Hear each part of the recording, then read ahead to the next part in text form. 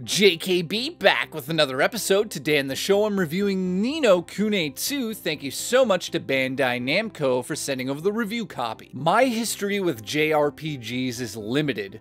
Growing up, I mostly played a lot of the mainstream video game genres. It wasn't until Final Fantasy VII on the PlayStation 1 when I really got introduced to the genre.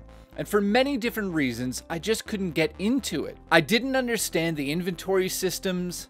Should I use this item now? What if I need it later? What did I just do and why is my character healing that enemy? Well, things have changed as I've grown up. My taste in video games has changed as well. I'm not that 17-year-old boy sitting around playing sports games and action games anymore, but instead I'm more on a fetch quest to look for the best RPGs out there. And Ni no Kuni 2 is that next great RPG. Perhaps not the greatest of all time for some of the more seasoned players of the genre due to its simple design at times, but perfect for someone looking to take the first step into the genre. One of the main hooks that interested me in the game was the art design.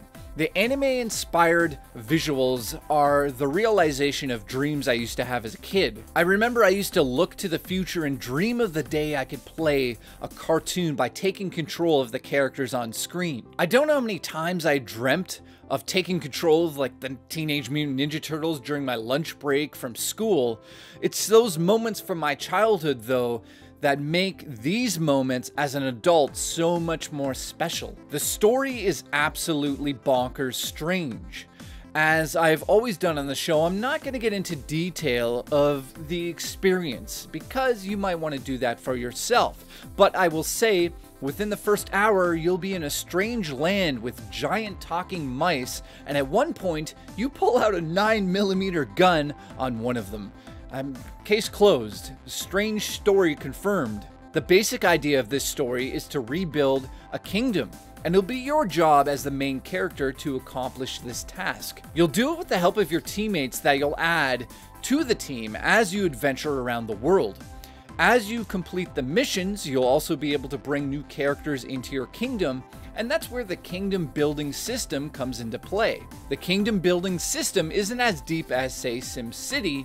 It's all based on a certain type of currency that can be only used within the kingdom building portions of the game. You complete missions in the open world, and after you bring the new characters to your kingdom, they'll start to earn money for you to spend on better buildings for the kingdom and the cities around the kingdom. The play loop here is slow at times, but it'll force you to go back into the open world to look for more characters to bring back to your kingdom. One of the biggest changes from the first game is the combat system. Combat is no longer turn-based, but real-time action, which is extremely rewarding at times. Since everything is in real time, you'll have no time to stop and think about what you need to do to overtake the situation you're in. However, you'll be able to pause the game to use potions. You can also have up to 3 different weapon types on you at once, and the combat is completely engaging and fast-paced.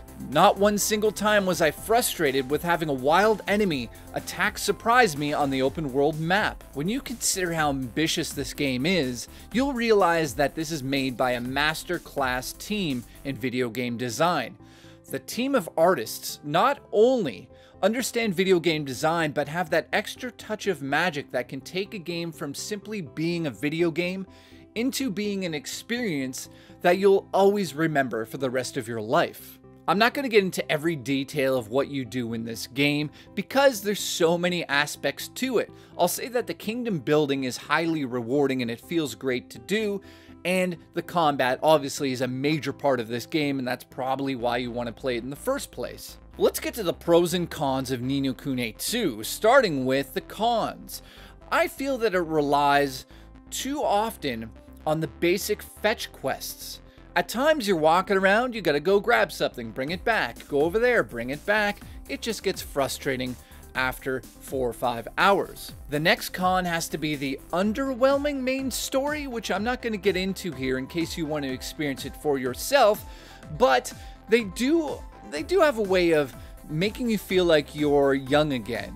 And that is something that is an accomplishment, but at the end of the day, I did feel slightly underwhelmed with the main story. I have two more cons, and that has to do with the main story and the characters within the main story. I do feel like they've accomplished something special here because, like I said at the beginning, when I was a young kid, I never got into JRPGs because they were very confusing to me. This time around, I'm older and I understand those systems in place, but the characters and the design of the main story don't really follow suit with that, and it feels a little childish at times, but the whimsical feeling that I had from part 1 of this game doesn't really strike me anymore. I don't feel that in this game, and it feels a little underdeveloped in terms of the characters in that regard. Now let's get to the pros. The combat is absolutely engaging and rewarding.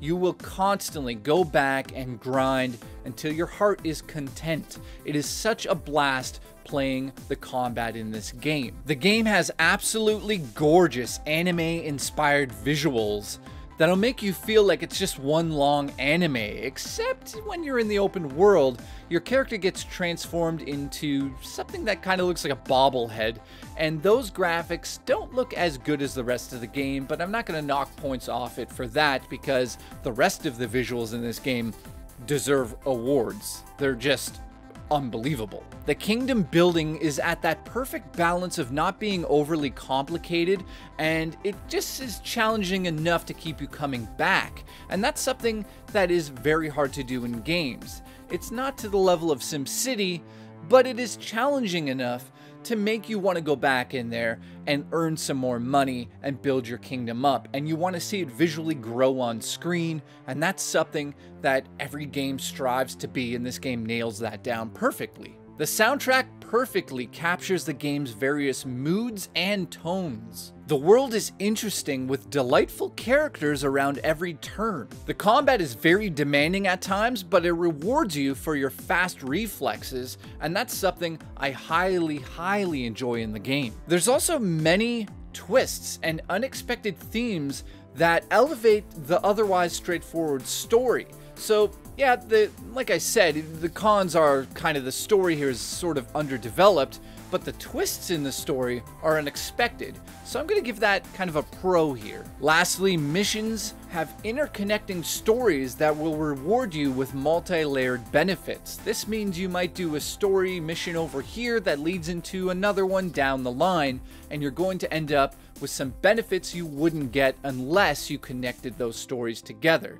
And that in an RPG is very important, and they nail it down here perfectly. Overall, there's so much here to rave about, but if you've been considering getting into JRPGs, I don't think there's a better time than this. I'm going to highly recommend this with a score of 9 out of 10 and put it on one of my favorite games of the year list so far. If you feel that anxiety that I used to get when I was a young boy when I tried to get into JRPGs, don't worry, because this game is designed to slowly introduce you into the mechanics without loading your brain.